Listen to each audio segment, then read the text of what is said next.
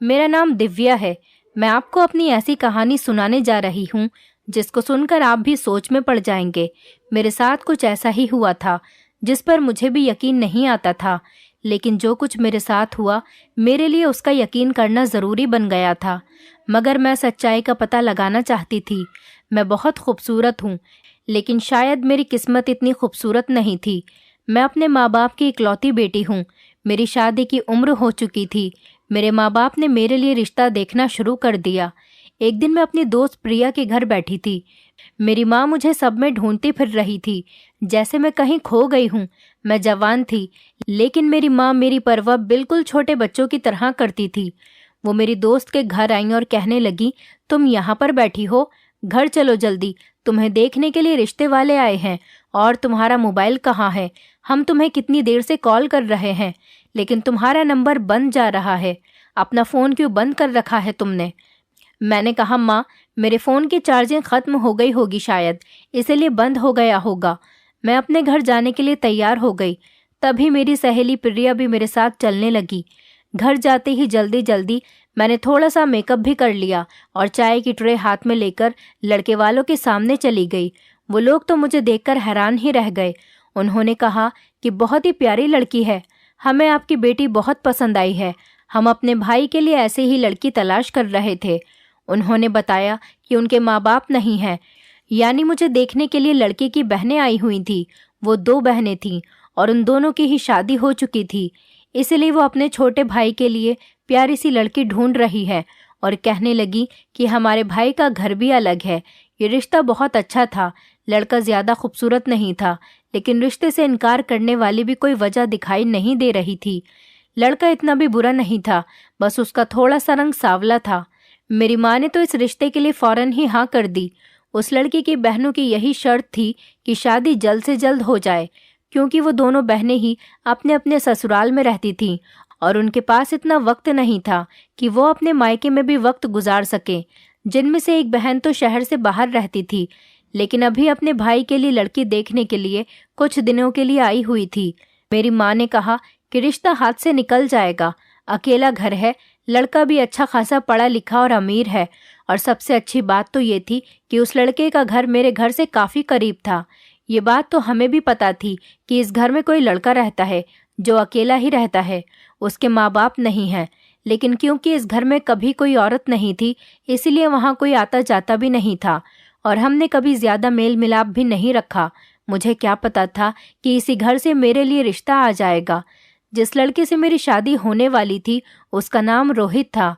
सुना था कि जिस लड़के से मेरी शादी होने वाली है काफ़ी अच्छा और मेहनती लड़का है।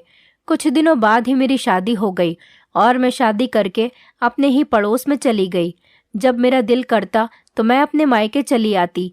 मेरे पति ने कभी मुझ पर रोक टोक नहीं की थी और मेरी दोनों नंदे अपने भाई की शादी करवाने के बाद अपने अपने घरों को लौटकर चली गई थी और वो दोनों ज़्यादा अपने मायके आती भी नहीं थी। मैं अपनी ससुराल में बहुत खुश थी और हर किसी को अपने घर और अपने पति के बारे में बहुत खुशी खुशी सबको बताया करती थी। मेरी माँ कहती थी कि सबको नहीं बताते, नज़र लग जाती है, क्योंकि ऐसा ऐशो आराम और अच्छा पति हर किसी के भाग्य में नहीं लिखा होता, जिसमें ना कोई सास है, न ससुर, न देवर, न जेठ और ना ही नंदे, बस बड़ा घर और पति। और पति भी इतना प्यार करने वाला हो जिसकी ख्वाहिश तो हर लड़की करती है। लेकिन मेरे मुंह से तो ये बात निकल ही जाती थी कि मैं अपनी ससुराल में बहुत खुश रहती हूँ और मेरे पति बहुत अच्छे हैं, क्योंकि मैं शादी के बाद बहुत ही ज़्यादा खुश थी। एक दिन मेरे पति ने मुझसे कहा कि आज शाम को मैं तुम्हें शॉपिंग पर लेकर जाऊंगा। मैंने सोचा कि रोहित मेरे लिए इतना सब कुछ करते हैं तो मुझे भी उनके लिए आज शाम अपने हाथ से बहुत अच्छा खाना बनाना चाहिए, जबकि मेरे घर का खाना मेरे नौकर बनाते थे। एक पत्नी अपने पति के लिए आखिरकार कर भी क्या सकती है? या तो अच्छे से तैयार हो जाए या फिर उसके लिए उसकी पसंद का खाना बनाए और उसकी हर बात मान ले। और मैं भी ये सब कुछ करती थी। मैंने अपने पति की पसंद का खाना बनाया था। वो घर पर आए और बहुत खुश थे। उन्होंने मुझसे कहा था कि शाम को मैं तुम्हें बहुत अच्छी शॉपिंग करवाऊंगा और कहने लगे कि रात का खाना भी हम लोग बाहर खाएंगे। मैंने उन्हें बताया कि मैंने आपके लिए आपकी पसंद का खाना बनाया है, इसलिए हम घर पर ही खाना खा लेते हैं। वो मेरी ये बात सुनकर बहुत खुश हुए और हम लोग खाना खाने बैठ गए। लेकिन खाना खाते ही अचानक न जाने रोहित को क्या हुआ कि वो एक तरफ को गिर गए। मुझे लगा कि वो मेरे साथ मजाक कर रहे हैं या फिर एक्टिंग कर रहे हैं, लेकिन जब मैंने चेक किया तो वो बेहोश हो चुके थे। मैं बहुत ज़्यादा परेशान हो गई थी। मैंने रोहित को उठाने की बहुत कोशिश की, लेकिन वो होश में नहीं आए। मुझे कुछ भी समझ में नहीं आ रहा था कि मैं क्या करूं। मैं अपने घर की तरफ भागी। मैंने देखा कि मेरे घर पर कोई नहीं था और ताला लगा हुआ था। मैंने जल्दी से एम्बुलेंस को कॉल की और अपने पति को हॉस्पिटल ले गई। जब डॉक्टर के पास लेकर गई तो डॉक्टर ने मुझे अजीब तरीके से देखा। मैंने डॉक्टर को सब कुछ बताया कि रोहित बिल्कुल ठीक थे और हम लोग बैठे हुए खाना खा रहे थे।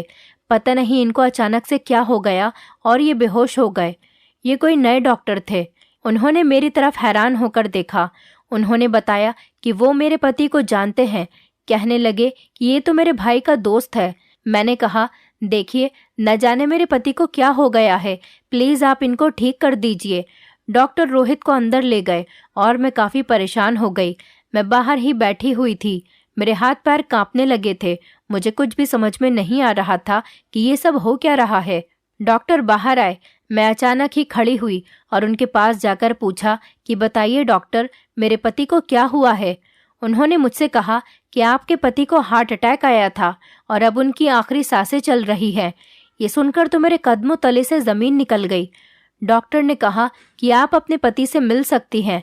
वैसे हम ऐसे मरीज से किसी को भी मिलने नहीं देते, लेकिन आपके पति मेरे भाई के दोस्त हैं, इसीलिए हम आपको अंदर जाने की इजाज़त दे देते हैं।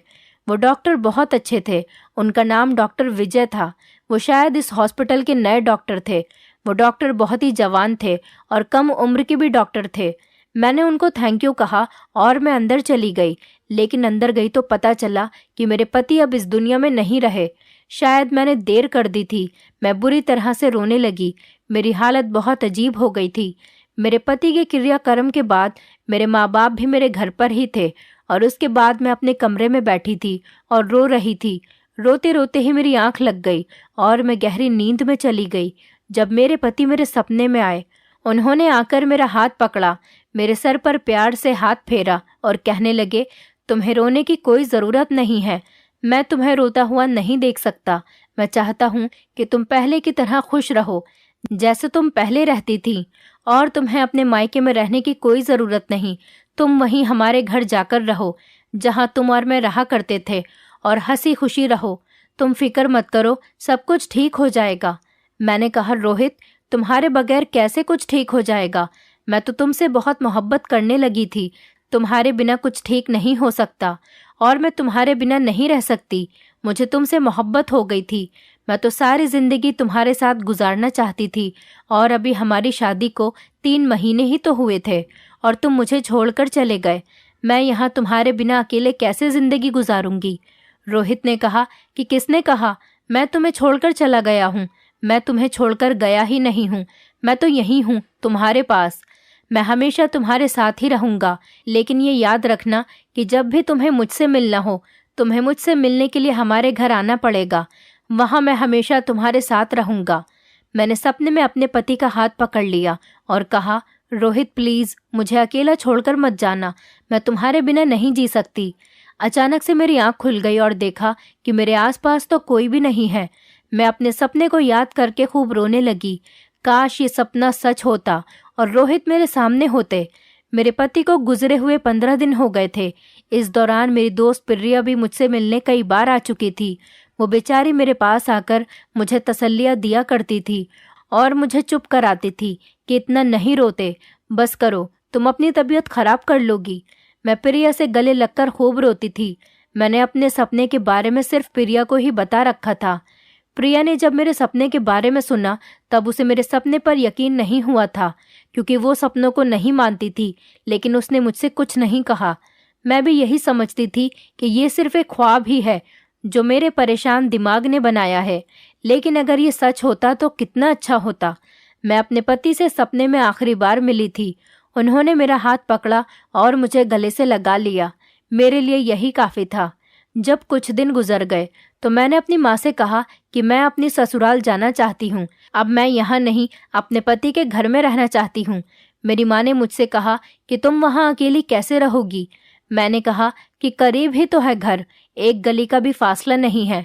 अगर मुझे कुछ परेशानी हुआ करेगी तो मैं यहाँ पर आ जाया करूँगी, लेकिन मुझे वहीं रहना है, मुझे वहीं पर सुकून मिलेगा। मेरी माँ मुझे मना कर रही थी, मगर मेरे डैड ने कहा कि अगर इसे इसी तरह खुशी मिलती है तो इसे वहाँ जाने दो। कुछ दिन तक ये नॉर्मल हो जाएगी तो फिर वापस आ जाएगी। उनको यही लगता था कि मैं पागलों की तरह बिहेव कर रही हूँ और कुछ दिनों में मैं ठीक हो जाऊंगी। उनकी इस बात से मैं दुखी हो गई थी। मेरे माँ बाप मेरी हर बात मानते थे और मेरा बहुत ख्याल भी रख रहे थे। उन्होंने मुझे उस घर में रहने की इजाज़त दे दी। वैसे भी मेरा घर ज़्यादा दूर नहीं था। मैं रात को अपने कमरे में आई। वही मेरा कमरा था जहाँ मैं और मेरे पति रहते थे। मैंने बिस्तर को ऐसे ही सेट किया जैसे रोज़ रात को सोने से पहले किया करती थी और अपनी जगह पर आकर सो गई। मेरे दिमाग में सिर्फ रोहित के साथ गुजरी हुई यादें घूम रही थीं और आंखों से आंसू रुक नहीं रहे थे। जब अचानक ही कमरे में कुछ हुआ। मैं लाइट ऑफ करके लेटी हुई थी। मुझे ऐसा लगा जैसे पीछे मेरे पति की जगह पर कोई आकर लेट गया है। मेरे कदमों तले से ज़मीन निकल गई। मेरी सांस तेज हो गई और मेरे दिल की आवाज़ मेरे कानों में गूंजने लगी। मेरे अंदर हिम्मत ही नहीं थी कि मैं पलटकर देखती। मैं बहुत ज़्यादा डरने लगी थी। जब कोई इस दुनिया से चला जाता है तो इंसान ये चाहता है कि वो कहीं से भी वापस आ जाए और हम उसको देख सकें, लेकिन यह एहसास ज़िंदगी में इतना खौफनाक होगा मुझे अंदाज़ा भी नहीं था। मैं बहुत ज़्यादा डरने लगी थी, बल्कि मुझे महसूस भी हो रहा था कि बेड पर कोई लेटा है और उसके वज़न से बेड नीचे भी झुक गया था। मुझ में पलटने की हिम्मत नहीं हुई और यकीन हो गया कि शायद मेरे पति ने जो मुझे सपने में आकर कहा था वो सच था। शायद वो सपना सिर्फ सपना ही नहीं था, वो सचमुच मेरे साथ थे और उस वक्त मेरे पीछे लेटे हुए थे। रोहित इस दुनिया में तो नहीं थे, ये तो मुझे पता है, लेकिन ये रोहित ही हो सकते हैं। मुझे उनकी सांसों की आवाज़ आ रही थी, मुझे उनकी खुशबू महसूस हो रही थी। मैंने आंखें बंद कर लीं और मैंने महसूस किया कि वो मेरे साथ हैं और मैं सो गई। जब उठी तो ये देखकर हैरान रह गई, जिस जगह पर रोहित लेटते थे उस जगह का बिस्तर भी खराब हो चुका था। इसका मतलब कि वो रात को यहाँ पर आए थे। उन्होंने मुझसे कहा था कि वो हमेशा मेरे साथ रहेंगे और रोज़ रात को मुझसे मिलने के लिए आया करेंगे, लेकिन सिर्फ अपने घर में ही आएंगे। अगले दिन मैं अपनी माँ की तरफ चली गई। उन्होंने मुझे रात को अपने पास ही रोक लिया क्योंकि बाहर बहुत तेज़ बारिश हो रही थी। उन्होंने कहा कि आज रात जाने की कोई ज़रूरत नहीं है, आज तुम यहीं पर रुक जाओ। लेकिन आज रात ऐसा कुछ भी नहीं हुआ। अपने मायके में आकर मुझे कोई सपना भी नहीं आया, लेकिन मुझे तो अपने पति के साथ रहना था क्योंकि मुझे उनसे बात करनी थी, मुझे उन्हें महसूस करना था।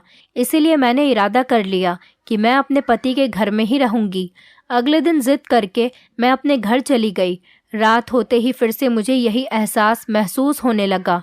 इस बार तो मुझे अचानक से ऐसी नींद आई कि मुझे कुछ पता ही नहीं चला कि मैं कहाँ हूँ। लेकिन जब सुबह उठी तो मेरा दिल बहुत हल्का हो चुका था। मुझे ऐसा लग रहा था जैसे सब कुछ ठीक है।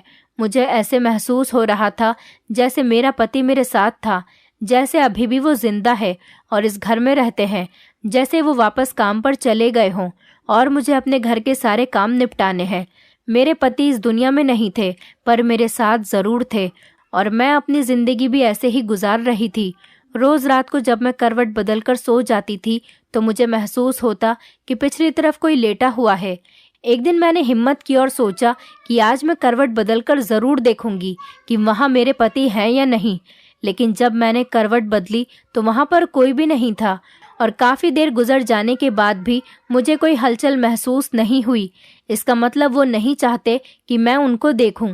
मैं सिर्फ रोहित को महसूस कर सकती थी और मेरे लिए इतना ही काफ़ी था और मैं यही कर रही थी। मेरी दोस्त प्रिया जब मुझसे मेरे घर मिलने के लिए आई तो उसने मुझसे कहा कि तुम तो पहले से काफ़ी बेहतर लग रही हो, तुमने अपने आप को संभाल लिया है। कहते हैं ईश्वर सब्र दे ही देता है।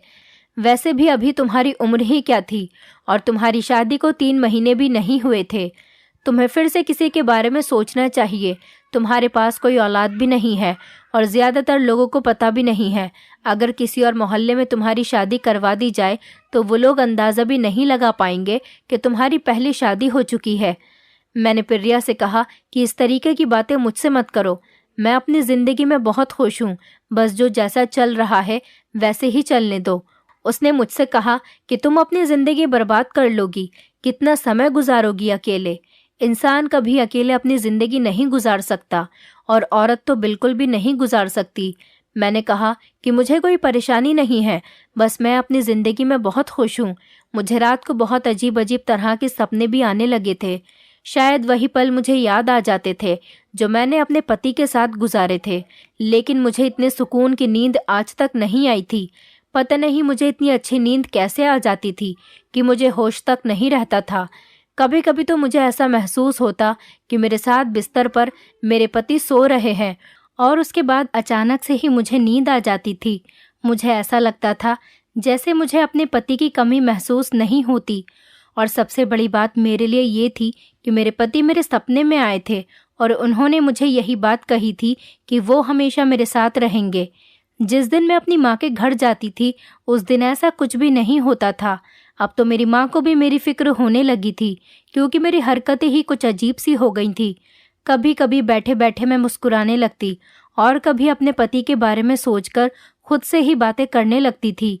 मेरी माँ ने मुझसे कहा कि तुम्हें अकेला नहीं रहना चाहिए, वो भी रात को। तुम्हारे डैड भी गुस्सा कर रहे थे, बस अब हम तुम्हारी शादी कर देंगे। मैंने कहा मैं दूसरी शादी नहीं करूंगी। शादी करने की बात आप अपने दिमाग से निकाल दीजिए।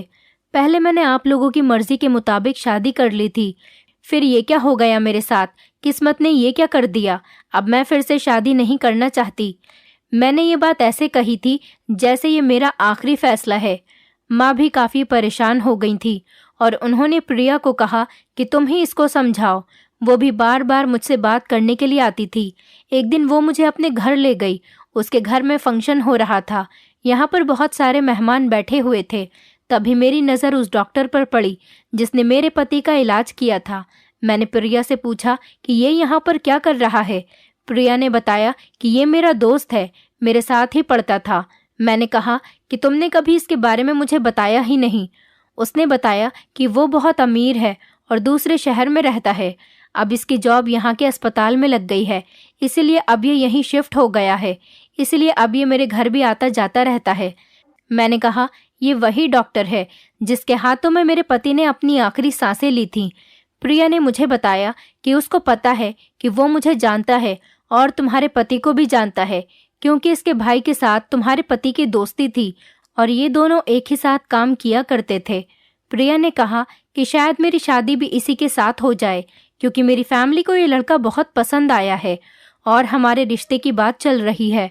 हम दोनों एक दूसरे से कभी कभी मैसेज से भी बात कर लिया करते हैं। मैंने कहा कि कॉन्ग्रेचुलेशंस, जल्दी ही तुम्हारी इस लड़के से शादी हो जाए।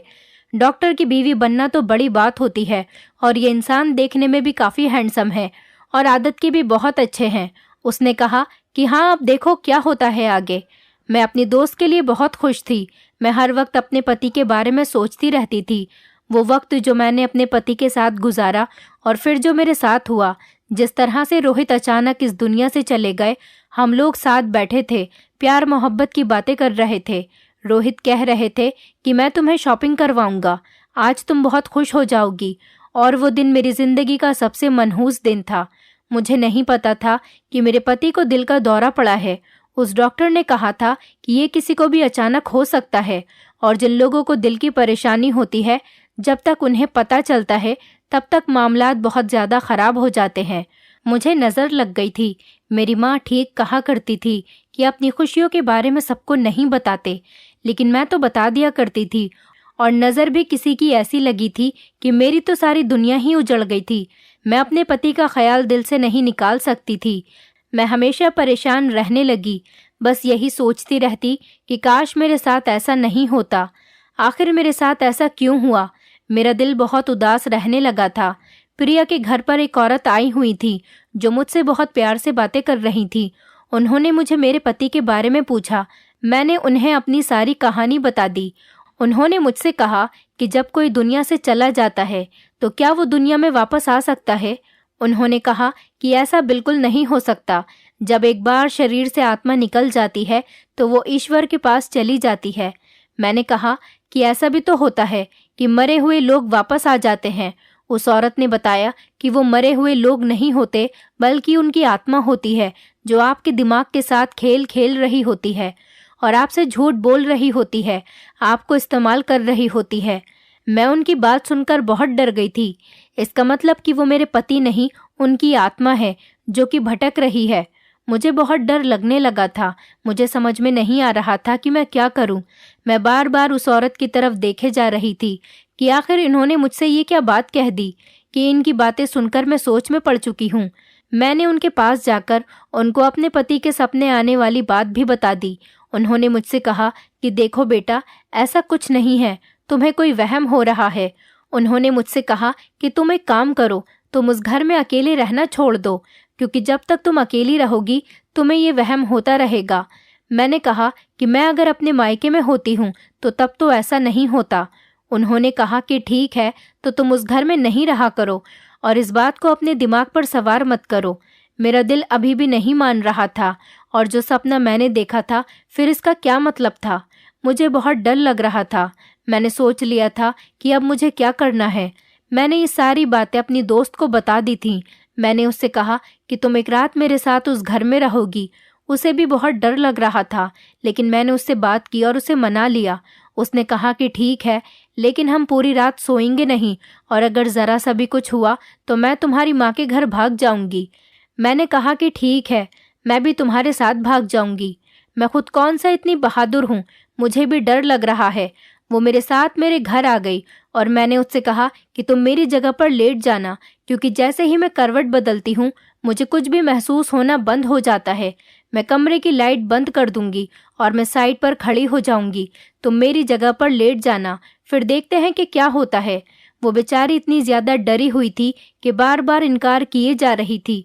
फिर मैंने उससे कहा कि देखो, तुम मेरी दोस्त हो, तुम्हारे अलावा तो मैं किसी को भी कुछ नहीं बता सकती हूँ। मैं बहुत बड़ी मुश्किल में फंस गई हूँ। तुम मेरी मदद नहीं करोगी तो फिर कौन करेगा। प्रिया मेरी मदद करना चाहती थी, लेकिन वो बेचारी इतनी बहादुर नहीं थी। बस वो सिर्फ अपने डर की वजह से ही मना कर रही थी। फिलहाल मैंने उसको मना लिया और वो मान गई। उसने कहा कि तुम मेरी जान छोड़ भी नहीं सकती। चलो एक काम करते हैं, इस काम के हो जाने के बाद तुम इस घर में अकेली बिल्कुल भी नहीं रहोगी। तुम्हें मुझसे इस बात का वादा करना होगा। यहाँ चाहे जो भी हो, इसके बाद तुम यहाँ पर नहीं रुकोगी और दूसरी शादी भी करोगी। मैंने कहा ठीक है, मैं ऐसा ही करूँगी, लेकिन अभी तुम मेरी मदद तो कर दो। मैं पर्दे के पीछे छुप गई। मैंने आज कमरे में थोड़ी सी रोशनी ठीक कर दी थी, लेकिन अभी भी कोई ज़्यादा रोशनी नहीं लग रही थी। बस इतनी थी कि ठीक से कुछ नज़र आता। मेरी दोस्त मेरी जगह पर लेट गई और बिल्कुल वैसे ही जैसे मैं लेट जाती थी। उसका चेहरा मेरी ही तरफ था। मैंने उससे इशारे से कहा कि देखो, मैं यहीं खड़ी हूँ तुम्हारे पास, तुम्हें डरने की कोई ज़रूरत नहीं। वो शक्ल से बहुत डरी हुई लग रही थी। मैं बेड की तरफ ही देख रही थी। अभी तो वहाँ पर कुछ भी नहीं था, लेकिन ये भी तो हो सकता है कि मुझे मेरा पति यानी कि मेरे पति की आत्मा दिखाई नहीं देती।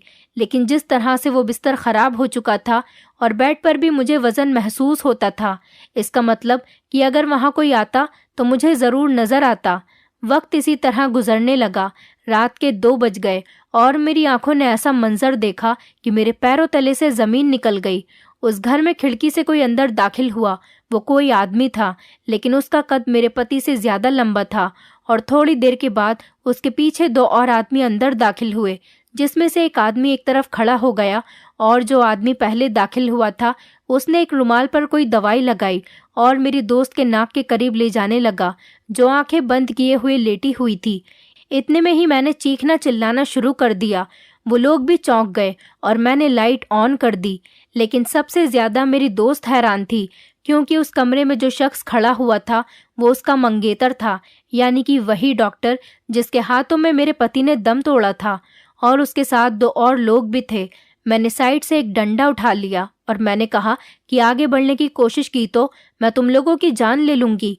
मेरी दोस्त भी मेरे पीछे छिप गई और उससे कहने लगी कि तुम यहाँ पर क्या कर रहे हो और ये लोग कौन हैं। उस डॉक्टर ने उन दोनों को वहाँ से भगा दिया और कहने लगा कि मेरी बात सुनो, मैं तुम लोगों को सब कुछ बताता हूँ। वो डॉक्टर भी बहुत ज़्यादा घबरा गया था, लेकिन मैं उसकी कहानी समझ चुकी थी। मैंने अपने नंबर से अपने डैड को कॉल मिला दी, लेकिन इस तरह से की कि उसको पता न चले। थोड़ी देर के बाद वहाँ मेरे डैड भी पहुँच गए, क्योंकि मैंने घर के दरवाजे पर लॉक नहीं लगाया था। और मेरी माँ भी आ गई। उन्होंने इस डॉक्टर विजय को पकड़ लिया और एक तरफ बैठा लिया। उसके बाद उसने सारी सच्चाई बता दी, जिसको सुनकर हम सबके होश उड़ गए थे। पहले तो वो कुछ बात नहीं बता रहा था, लेकिन शायद मेरे डैड ये बात समझ चुके थे, इसलिए वो बार बार उस पर हाथ उठा रहे थे और वो चुपचाप मार खा रहा था, क्योंकि उसकी गलती थी। और प्रिया काफ़ी परेशान हो रही थी, क्योंकि ये उसका होने वाला पति था और उसका यहाँ क्या काम था। जिन लोगों को वो साथ लेकर आया था वो पता नहीं कौन लोग थे, लेकिन उसने उनको टाइम पर ही भगा दिया था और खुद वो हमारे हाथ लग गया था। उसने बताया कि उसे पता था कि मैं इस घर में अकेली रहती हूँ और मेरी दिमागी हालत भी ठीक नहीं चल रही, इसलिए मैं रात को यहाँ पर आ जाता हूँ और इसे क्लोरोफॉर्म सुंघाकर बेहोश कर दिया करता था। फिर मेरे साथ मेरे कुछ दोस्त भी आ जाया करते थे और वो ये समझती थी कि उसके पति की आत्मा आई है, जबकि उसके पति की आत्मा नहीं है, मैं ही होता था। एक दफ़ा उसने पलटकर देखा भी था तो मैं बेड के पीछे छुप गया था, इसलिए वो पलटकर कभी भी नहीं देखती थी। मेरे डैड ने उस डॉक्टर के मुंह पर थप्पड़ मारा, लेकिन मैं ये सोच रही थी कि उसको ये सब कुछ कैसे पता चला कि मैं अपने पति की आत्मा के बारे में इस तरह सोचती हूँ। उसको इस बारे में किसने बताया, क्योंकि मुझे तो ये सब कुछ सपने में आया था। जब मैंने उससे ये सवाल किया तो उसने प्रिया की तरफ देखा और उसने अपना सर झुका लिया। प्रिया ने बताया कि हम दोनों एक दूसरे से फ़ोन पर बात करते थे। तुमने मुझे ये बात बताई तो मैंने इसको भी बता दी, लेकिन मैंने तो इस तरह से इसको नहीं बताई थी। मैंने तो ये कहा था कि मेरी बेचारी दोस्त बहुत दुखी है, अजीब अजीब उसे सपने आते हैं और वो समझती है कि उसके पति की आत्मा रोज़ रात को उसके पास आती है उससे मिलने के लिए और इसके साथ सो जाती है। मुझे क्या पता था कि ये इतना घटिया इंसान है कि इस बात का फ़ायदा ही उठा लेगा। मैंने तो इसको ये बात ऐसे ही बता दी थी और कहा था कि मेरी दोस्त के लिए प्रार्थना करना। मैंने अपना सिर पकड़ लिया, मेरे साथ इतना बड़ा हादसा हो गया था। मैं खड़े खड़े ही बेहोश हो गई। मेरे डैड ने उस डॉक्टर को पुलिस के हवाले कर दिया। प्रिया ने उसके साथ अपने सारे संबंध खत्म कर दिए और मैं फिर से अपनी जिंदगी के एक बड़े दुख से निकलकर दूसरे दुख में चली गई थी। ये मेरी गलती थी। मैंने इन सारी चीज़ों को अपने दिमाग पर सवार किया हुआ था। जब एक इंसान दुनिया से चला जाता है तो वो वापस नहीं आ सकता। इसी तरह कुछ दिन गुजर गए। प्रिया ने अपने घर वालों को ये सारी बात बता दी और उस लड़के की पूरे शहर में खूब बेइज्जती हुई। उसकी नौकरी भी चली गई। उसकी जमानत तो हो गई थी, लेकिन अब उसे कोई भी नौकरी नहीं दे रहा था। मैं तो हैरान थी कि वो एक डॉक्टर था और डॉक्टर होकर उसने इतनी घटिया हरकत की। उसने मुझे जिस दिन से पहली बार देखा था उसी दिन ये मुझे ऐसे देख रहा था कि जैसे मेरा दीवाना हो गया हो। मैंने अपने पति का घर बेच दिया और अब मैं अपने माँ बाप के साथ ही रहती हूँ।